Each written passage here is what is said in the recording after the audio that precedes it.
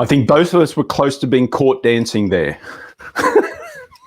Hello, everybody. Welcome to a new week of Two Crazy Chaps and many much more crazy cultures. No, it's called Two Chaps, Many Cultures. This fellow over there who almost danced on camera is Brett Parry from Sydney. How are you, mate? How was your week? I'm doing splendid. How about yourself?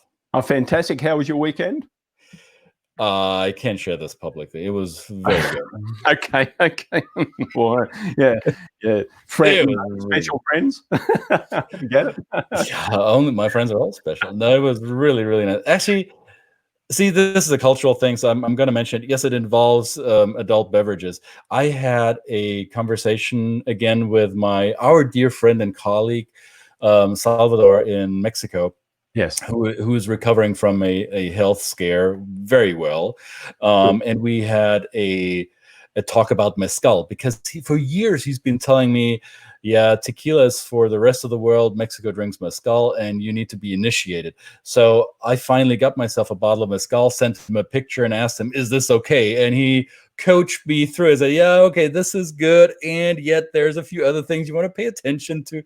So I had this hour-long WhatsApp conversation with Mexico about what's the right way to drink mezcal and which one to buy. So, por todo el mal, mezcal, y por todo bien, también. There you go. Bien. What I learned. Yeah, hey, so coached you through it. I mean, you can be coached for everything. Is this not a beautiful segue into this week's topic? Well, yeah, I almost said topic du jour for a week. Now, so it is. Le topic de semaine. Okay. Très bien.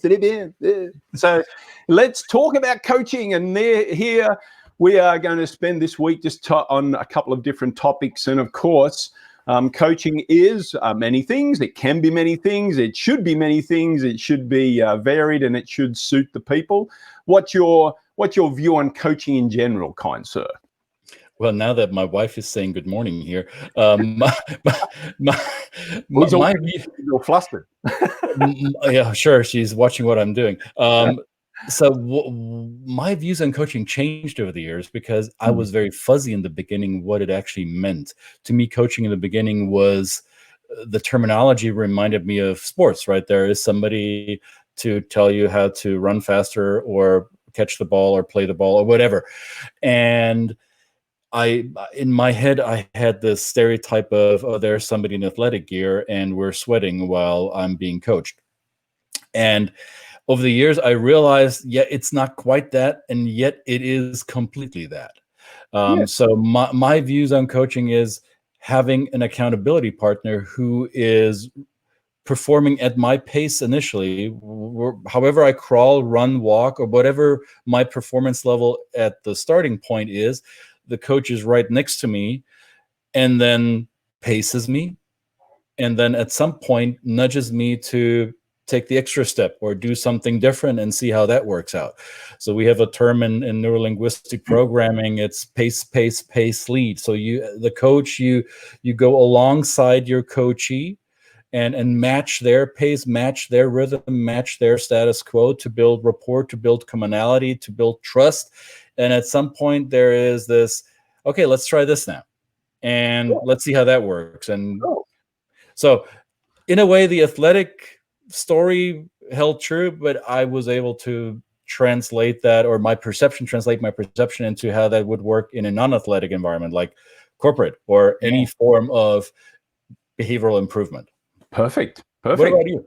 Well, I think it's the same. We need people to aspire to follow, maybe not to follow, be mentored by, and we just happen to have somebody in the background here who we will never catch up with. She will always be in front of us. This is the kind of person we want out in front of us to lead us away. And so, as a bit of a surprise, ladies and gentlemen, Tamara Thorpe, the Millennials Mentor. Welcome, Tamara. We need crowd noise. Morning, Two Chaps. Good How are you, Tamara? All the way from beautiful Dublin, Ireland today, and where it is an afternoon of, let's say, sunshine. Is it today? It's an afternoon of intermittent sunshine as usual. It's really warm, but we've got a little bit of rain with a little bit of sun partaking every once in a while, just to tease us a little bit. All right. So I want to tease our audience too, because our audience heard you're from Dublin, Ireland, and they probably think she doesn't sound like she's from Dublin, Ireland. So for those of our audience who have no idea who you are, Tamara, how come that a lady who does not sound Irish is from Dublin?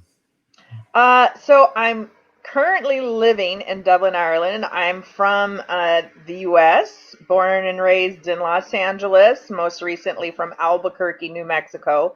And I am here as a accompanying spouse, I guess you would call it these days. My husband is working here in Ireland, so we've been here for just over 3 years now. Okay. How are you liking it? I love it. I mean, it's been a wonderful place to live. It's been a great place to be in lockdown for the last however many months now, 4 or 5 months. It's just a beautiful country. The people have been fantastic, incredibly welcoming. And we've been able to travel around the country since we've been here and learn about the culture and the history and the people. And it's just been a phenomenal experience. Lovely. So you're a mentor. You're a mentor for millennials. Is that right? I think we're all mentors. I think most of the time we're mentors and we don't even realize that we're mentoring. Mentoring has been a huge part of my life, having had so many incredible mentors that have guided me through, my life, my adolescence, my teen years, and my professional career. And in my work as a leadership coach and trainer, I do that all under the umbrella of the Millennials Mentor. I've shared, I think one of the reasons why I'm here today is because I think every leader needs to be a great mentor. And so for me, those really go together. And I think that mentoring really is about holding that space for other people to grow and learn, right? As one of my teachers and mentors once told me when I was a bit younger, he basically gave me the 3 steps. He said, you learn it, you do it, and you teach it. And if you only do it and continue doing it without teaching it, you're doing the world a disservice. So at some point you got to teach it, you got to pass it on. So thanks for doing that. Absolutely. Yeah, I mean, you guys are doing it with your, the 2 chaps and your conversations in that. People are learning and growing from the conversations that you have. So that's what I mean. And lots of times when we don't know we're mentoring, which I think is when we talk about how do coaching and mentoring differ. Very often when we're coaching or being coached, we're really aware that that's happening, right? Because coaching usually has a bit more structure. It has some really performative goals attached to it. Whereas mentoring, because it can happen formally or informally, it can happen serendipitously or intentionally, and it looks so many different ways, but it is about sort of helping people develop, whether it's in their career or their personal life. And so, somebody asked me recently, what makes a great mentor? And I was, somebody with an open mind and a willingness to share, right? Which is really different than what makes a great coach. That's a good distinction, because I often find those terms used interchangeably, and they're not. And just because you're mentoring somebody doesn't necessarily mean you're good at coaching. Because you're a good coach and an accountability partner for someone doesn't mean that you have the knowledge, wisdom, personal experience to help your coachee develop additional skills in that area. So for instance, I actually coach somebody right now who's a chemical engineer who runs a lab, right? So I can coach him on his behavioral quirks because he wants to get better in communicating with his multicultural team. I could never mentor him in becoming a better lab leader. I could never mentor him in his subject matter expertise. That's not my field, right? Yeah. So those two things are not the same. Yeah. I've got a question kind of related, but I hope it doesn't go off I'm taking of too much of a track. But I think the coaching part is a little bit separate. There's, as you say, the performative parts and the different steps in it. The mentoring can be kind of modeling, following a model behavior, following, I mean, at least for the mentors I've had. What happens, Tamara, if somebody really, you develop a relationship in a mentoring sense, and the person who is being mentored sees a behavior that doesn't fit their particular set of values or beliefs that is displayed by their mentor? And this is something, because I've had this happen in my life, where I've had a wonderful mentor, they've taught me a lot, and then we've become, because the mentor relationship can be a little bit more personal.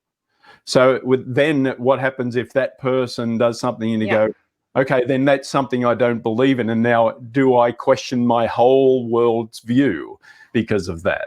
I'm interested in your answer to that, because it's something I've always struggled with. Yeah, I think it really has to do with our perceptions of mentoring. So that historically, when we think back of like a traditional mentoring relationship, there was this sort of ideal mentor that they were sort of older, wiser, and filled with more information, and the mentee or protege was kind of this empty vessel that was receiving information. But that's a really old model. Today, we really look at mentoring as something that's much more mutual and reciprocal, and that in a mentoring relationship, there should be a greater sense of equity, that both people are coming in as whole people with different things to share, and that there should be reciprocal learning. And so if you have a mentor who doesn't share values, or you see a behavior you have questions about, I think part of what should be in the heart of that relationship is the ability to give feedback and maybe mentor them around an area where you have a strength, right?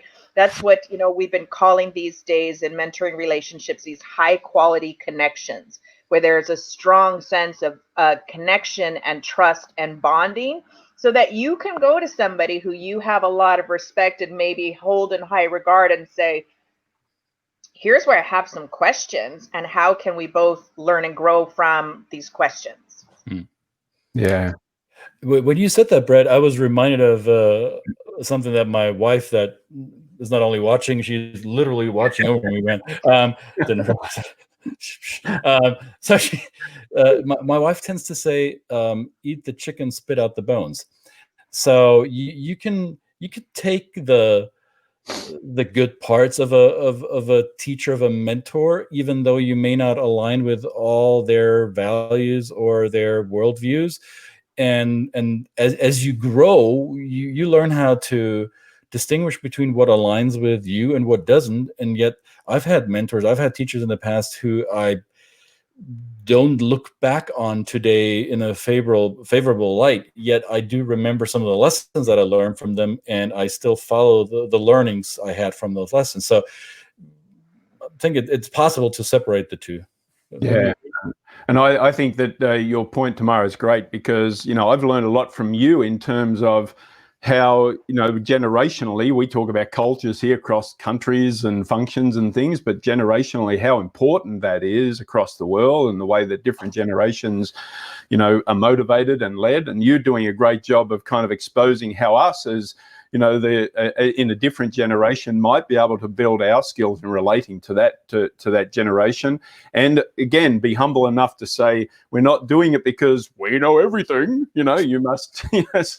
Yeah. We're doing it because we've got wonderful people like you that are teaching us. And this is the core. If anybody's listening to this is the core. My big awakening has been in doing this, is to be able to go and learn from people, whatever generation they come from, and learn what they want to hear, how they want to hear it, how they want that information delivered in a constructive way. Because I've learned a lot about myself through that lens as well. So thank you for that, Tamara. That's been special for me. Yeah. Yeah. Well, when I talk about mentoring, I often talk about how my mom was one of my greatest mentors. And most recently, my mom has been giving me a ton of feedback about how I have been mentoring her, right? So I'm mixed race. My mom is white, my father is black.